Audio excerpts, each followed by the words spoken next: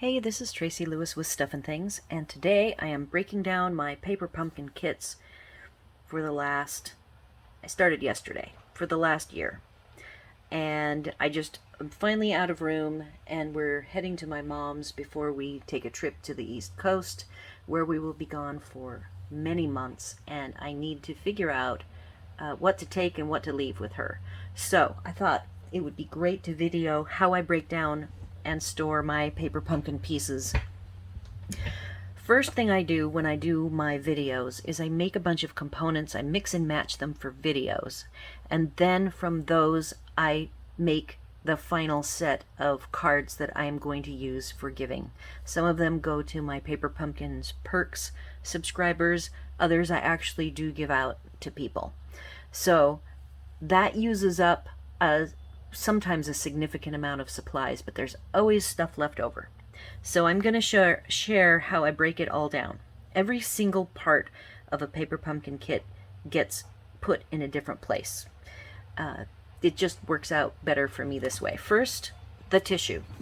I have a box. This box is from 2018. July 2018, and it has a little label that's called tissue. And in it, I've put all my tissues. I do use these tissues because we are definitely, since we're on the road, we don't do a lot of hand gift giving. So it's nice to have these as available. I can go get a gift bag and put one of these in it, and boom, I have a nice little gift package. So tissue goes in a box. All of my adhesives get to go in this fancy black paper pumpkin box. It says adhesives. I have two sides. I have my big ones on the one side, small ones on the other. Both are getting pretty fat now. I have another 8 months left to go, I think, till I'm current, and it's possible that I will break it down even further. I still have this extra space. My goal when I'm breaking things down is to fit things in a size that will fit nicely in these boxes, because I do reuse them. And the ones I don't use, I break down and flatten, and I use them to mail things to family and friends. They're great mailing packages, as well as I use them to store. I'll flip them inside out to the cardboard side, and I have a few of them on my shelving unit here for storing a variety of different things. Next, I take the components that are left over, and they all get put into a sleeve. I have two sizes of sleeves. I have 5 3/4 is the width of both. The short ones are 7 5/8.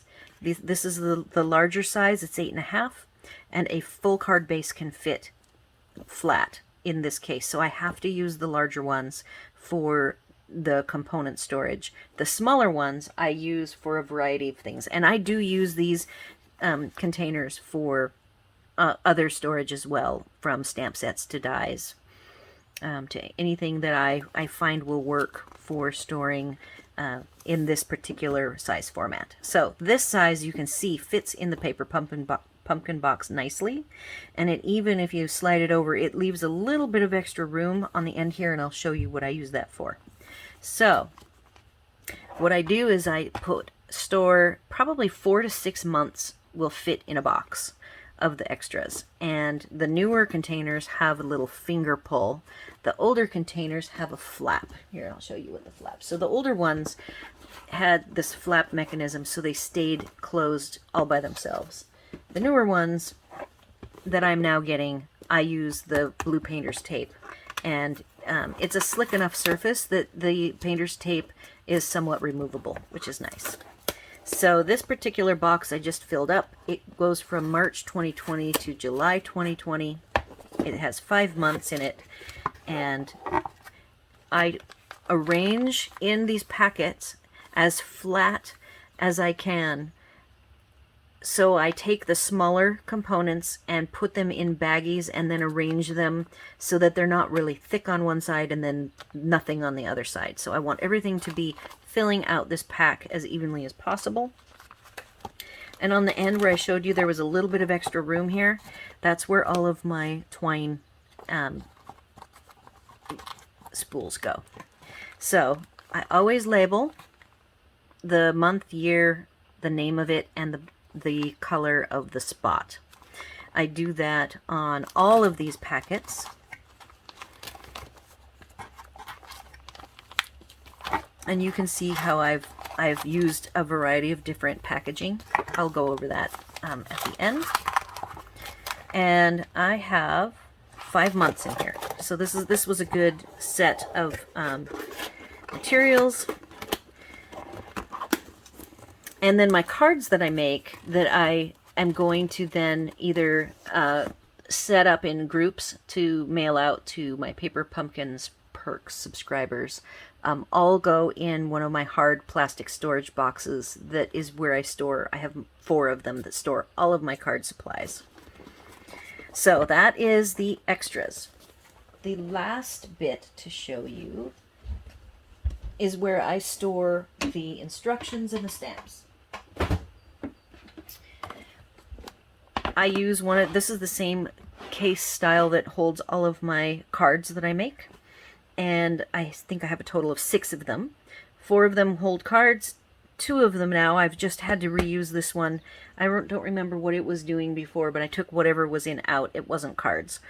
And I have 2.5 years of the stamps and instructions in the other one.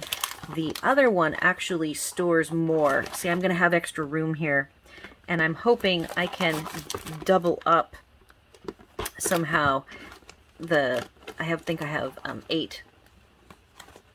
9 months. So hopefully I can get 2.5, even more, because there's this extra space that in the older box I was doing the creates for you guys. For my first year or so of videos, I would do create of one of the items of each of the designs. And if it was like 3 designs of a little gift bag, I would just decorate 1 gift bag. Or if there was a little gift box, I would do the 1 gift box. So those 3D items are in the old box, but I have since shifted to focusing on alternatives, which means I no longer have to store those old items. And I probably could at this point toss them, but you know, I'm kind of a hoarder. I'm a very limited space hoarder, so at some point I will have to let those go. The other thing I did with the older kits is I actually broke them down into individual project size kits. After I finished my alternatives, I would do the alternatives, take the extra pieces, and maybe I would get 2 kits or 5 kits of making, per the instructions, the items that were left over. And I no longer do that. I have found that the alternative videos that I do keep me very busy with the other videos altogether, so I'm no longer having to go to the campground and schedule time for me to teach classes where people get to pick which project they want to make, and then I help them make it. So I don't do that anymore. And then with COVID came along, and then that kind of took care of that whole scene. So I have actually more space now. This box is only going to be the stamp sets and the instructions. Now, online, I have my sentiment database, and I am sadly very behind on updating all of these Paper Pumpkin Kits stamp set sentiments in that database. And I am getting ready. That's why I'm working on this project, so that I can actually sit down and make myself get all these sentiments put in. And it'll be far easier for me to do if all of the sentiments are located in one place, in that box and then in this box, instead of, you know, out in every single Paper Pumpkin box. So these will all be stored together. That is the gist of the 4 different sets of materials that I store. I gave you the sizes of these envelopes. These envelopes, they sell, you can get them on eBay. They're a thick, heavy duty. They say they're for stamp and die storage. And there are a variety of brands. Some are thicker and thinner than others. I like these thicker ones with the longer size, and the smaller ones that don't have to hold all these materials, I'm okay with being thinner. And so I will post those sizes and see if I can get links to the ones I buy in particular. but I have bought them off of eBay and off of Amazon. Either one works. And just watch the thickness. I like to read the reviews if the ones like these are the specific ones I like, and they weren't available for me 3 months ago at all. I couldn't get those. And then the smaller ones weren't available either, so I had to get the thinner ones. And now that I have, I have 2 left for storage, and I have like 7 months of kits to do, so I'm not going to be able to finish. But when I went online today, I was able to order the exact model with the same thicknesses that I've been used to and like. They are heat melted along the edges. They're not folded. So if you do get this too tight, there will be some tearing, and I have found that they work really well if you just take some Scotch tape and you Scotch tape the edges where they've maybe torn or like split apart from the heat seal that was done to make them into the shape that they are, that the tape holds them together very nicely. The labels that I use are just my label maker, but I want to say if you are not into label making, you can just use these mailer. You can cut them in half. You can buy smaller ones and just hand write on there whatever information you want on your extras and on your stamps. You could even, I would suppose, if you use most of your kit and you don't have a ton of leftovers, you could probably take and put the stamp set and the instructions in with the extras. You know, mine, I have enough extras left over that I just don't have room, and I really want to have my stamps very close by should I need to peruse through them and use them for something. For the containment of items, my goal is, again, to put the small die cut items in at a certain thickness so that this whole pack is about the same thickness, so that when it goes in, I don't have a big lump. So I have gathered over the years a variety of different baggies. You can use baggies. I've used snack bags. I even save all of my Stampin' Up! Container bags and the cellophane baggies that hold, I'm going to find one, that hold a stamp.